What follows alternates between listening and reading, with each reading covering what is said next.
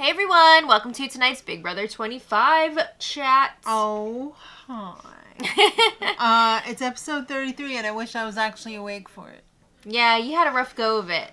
Some of these notes, man, they are a mess. I was just joking. Should we do the recap or should we just read my notes that make no sense? It's fun though.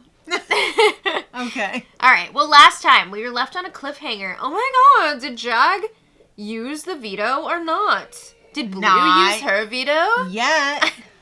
Remember, there were 2 vetoes in play this week. Yes. So there was a lot to consider.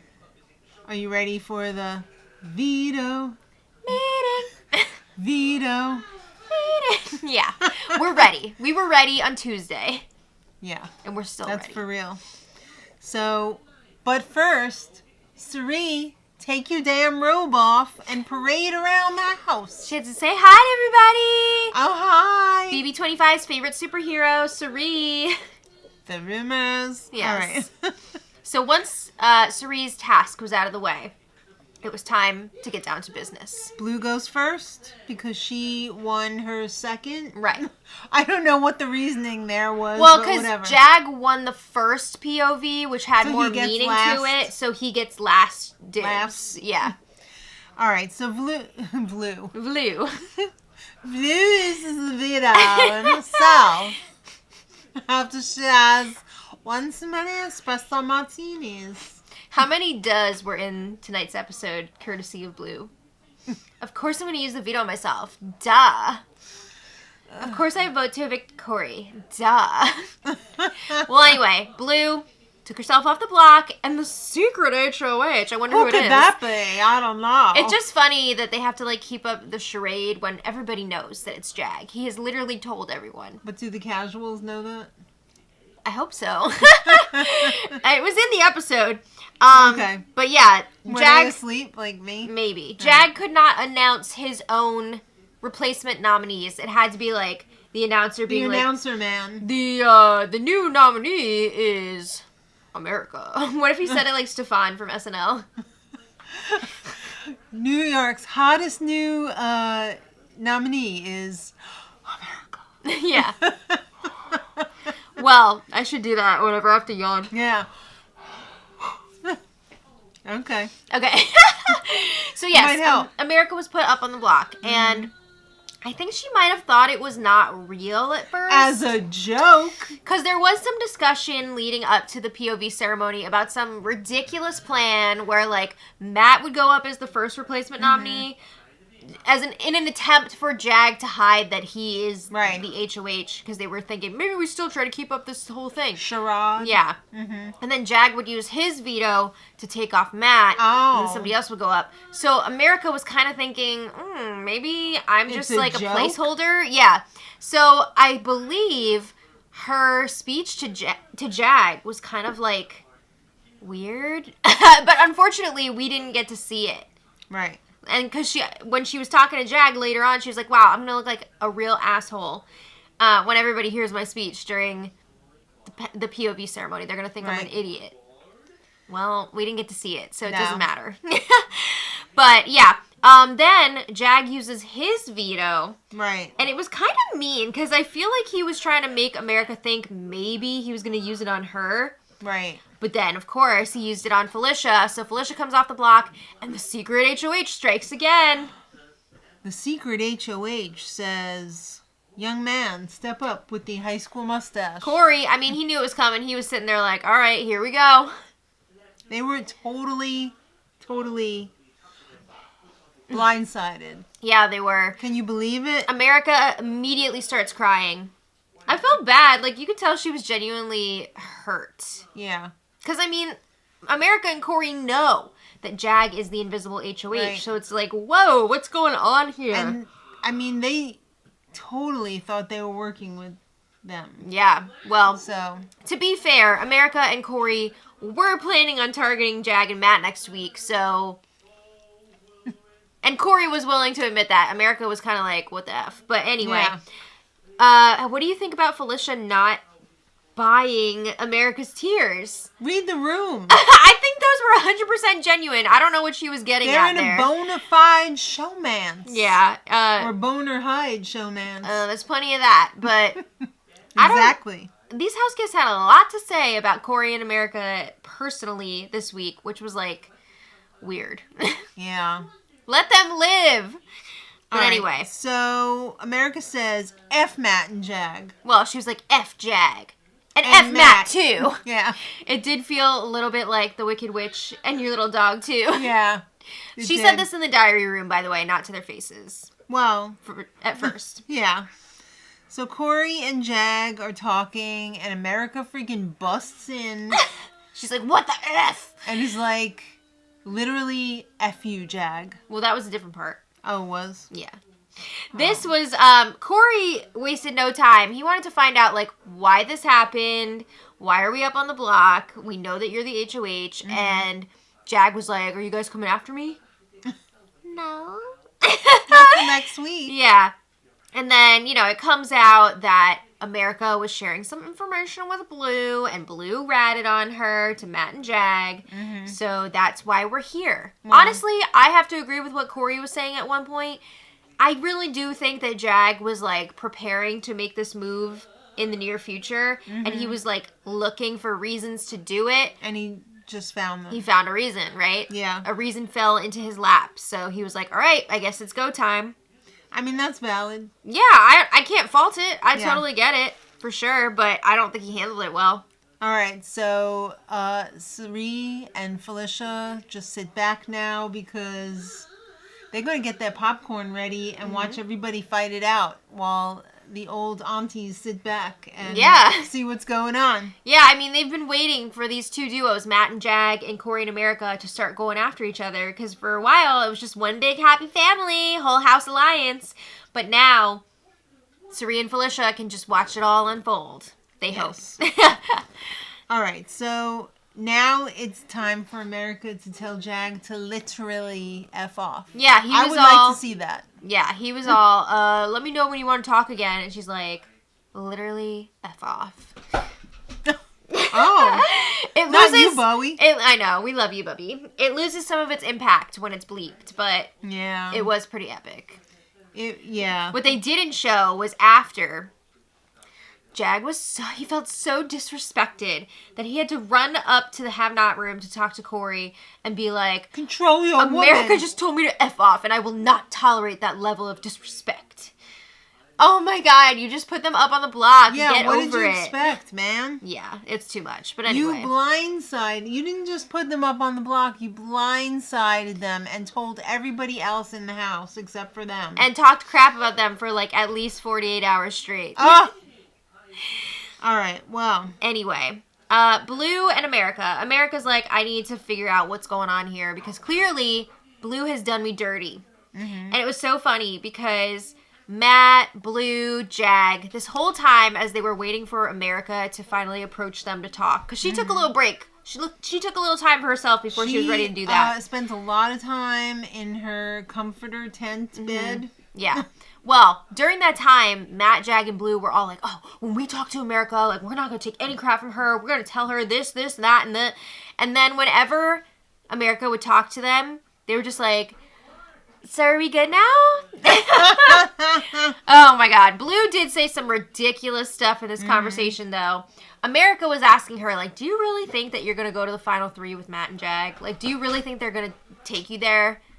I mean, you were put up on the block this week by Jag as the target. And Blue was all like, don't tell me how to play my game. Like, I can play with Matt and Jag if I want. Don't tell me how to play it. Oh, my God. And, Blue was explaining, yeah, I did rat you out. I was fighting for my life to stay. America was upset that this was a blindside. She feels betrayed. Yeah, I mean. I would, too.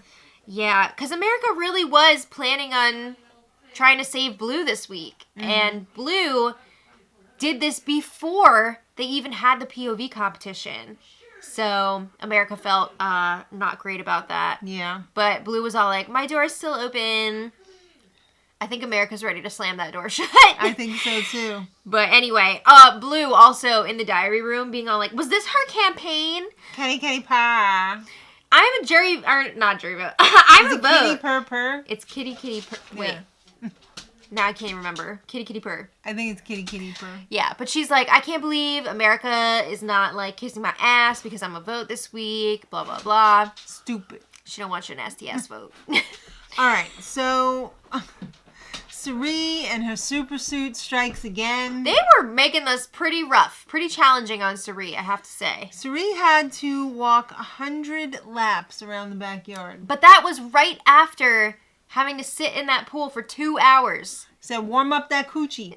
No! She was complaining it was too cold. I mean, that's a long time to be in the pool. We'll give you something to heat up about. I guess. All right, so... They were even giving her multiple tasks in the middle of the night. Hundreds of them. Go wake up a house guest who's having a bad dream. I did enjoy the whole gag that, like, Cirie hates this punishment. She thinks it's dumb because, like, she wasn't joking. Yeah, it was real. It was for real. It was real. But it was like, fun. I am a winner of the traitors. Mm. I should not be having to walk around this backyard 100 times. Well, she was still a good sport. All right. So, back to the campaign trail. Corey's trying to recruit Blue. Okay, so, like, you would never think that this was actually a possibility, right? Because Blue and Corey have been at each other's necks for weeks. But... maybe even their throats. Yeah. Corey's been making some decent points in his campaign. I mean, he's supposed to be the speech and debate champ, right? So he knows what he's doing. So he's telling people, look, if I stay in this house, then me, Matt, Jag, we're going to be going after each other for a few weeks. Everybody else has a much better chance of making it to the final 5 while we fight it out. So, people are liking the sound of this. They're thinking about it. They're mulling it over. Mom, they didn't think too long. Well, Corey's campaigning to Cirie. She's also like, I like this. Felicia is all over the place. Yeah. I mean, the problem here, one of the big problems that they didn't really address, anytime Corey would campaign to Felicia, she would immediately go and spill it to everyone, including Matt and Jag. So it was like, what are we supposed to do with that, you know? Yeah. So it kind of, like, didn't go anywhere. There was, like, a brief moment in time this week where it looked like maybe the vote would actually flip. But no. All right, well, Julie, what did you think of Julie's outfit tonight? I thought it was nice. It was classy. It was classy. I like the nude shoe. Her look did not pull from the drama of the show. You know what I mean? It did not distract from the drama of the evening. Yes. Good choice, Julie. All Julie right. Stylist. All right, so Julie says, lighten up. BB Comic Week is over. Oh, okay. And so is Cirie's punishment. Oh, I feel like maybe they let her off the hook a little easy here because usually when you have a week-long punishment that starts after a veto, it, like, goes to the next veto. Yeah. So maybe she got a little bit of a break here. Good for her. I think they ran her around too much.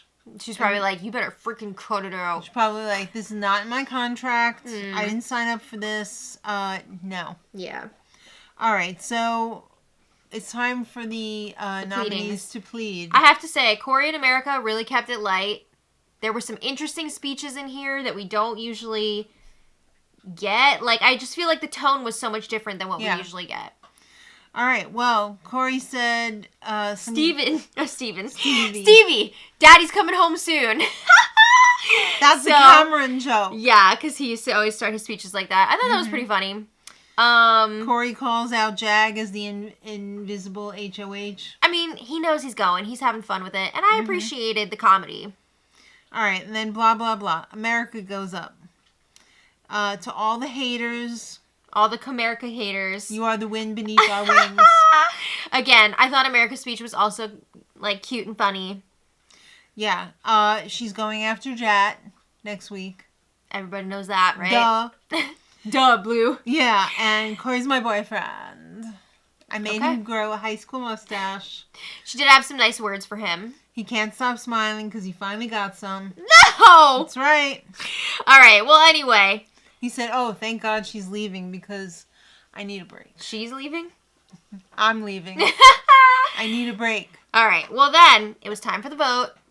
And Cirie Let it be known in the diary room. She did a little shout out to Pooh, aka Jared, and Izzy, saying this one's for you, as she voted out Corey. All right.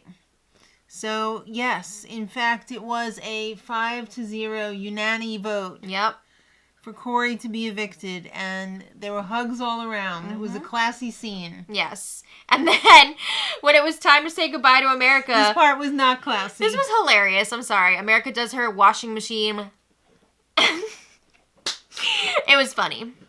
It was nice that there was hugs. They had a sweet goodbye, yeah. Yeah. And he was very, he appreciates the game. He had a blast. I mean, he's leaving here with a girlfriend. I don't think he ever expected that. No. So, that was fun. But anyway, it's time for Julie. Julie and Corey. Yes. Julie said, "What's up?" Yeah, I mean, Corey was pretty humble, I think, in this interview, saying, like, yeah, I get why Jag put me up. I was going to take a shot at Jag and Matt next week, so it makes sense. He almost seemed like he was high. Really? Because he just sat there like... Oh, I kept thinking it looked like he was wearing eye makeup, which if he was, go for it. But yeah, that's fine. Anyway, Julie was like, oh, you're, one of the best speakers in the country. You're the best speaker in your class. Why weren't you able to convince them to keep you? I don't know, Julie.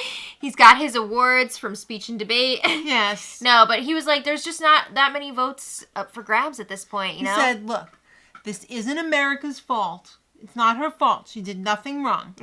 And besides, the two of us can't win any comps anyway, so, like, who cares? Yeah, they didn't have a very strong showing in competition. Then Julie said, oh, I noticed a twinkle in your eye. Oh, this was hilarious. I noticed you look a lot looser. It's kind of groovy. Instead, what's going on? They had to use the big screen because they couldn't do the Jared and Suri reveal because Corey's in the jury. So she was like, I want to show you two photos. Mm-hmm. There was Corey on night one with that big neck like in his his profile pic, memory wall pic. And then they showed makeover Corey in his OTEV jumpsuit. He's got the makeup, the nails. And Julie's like, explain this transformation to me. The transformation, Julie, is he got laid. He got laid. God. He's loose. He's out for fun. He had a good time. He did his homework, and now he's ready to party with America. Oh, God. Let's just say he can't be lighting that black flame candle to bring back the Sanderson sisters anymore. Yeah. Happy Halloween! Okay, so anyway, goodbye messages. There were some interesting ones in here. Pretty snarky. I guess she's not thinking Guess she doesn't want his jury vote? Yeah. I mean, for the person who was all like, oh, America, like, I'm a vote, she seemed to forget that Corey will be a jury vote if she makes it to the end. So that was kind of a lot. Cerise was slightly snarky. Little bit of pizzazz on there. But in Cerie's case, I feel like she can get away with it with Corey because Corey is obsessed with Cerie. All right. Well, Julie says, enough. I'll talk to you more later. But right now, I have to let the house guests know that next week is the scary Well, she didn't tell them. She didn't tell them, though. But she told us that... I feel like a house guest. Yeah. This week's HOH, it's got quite the callback.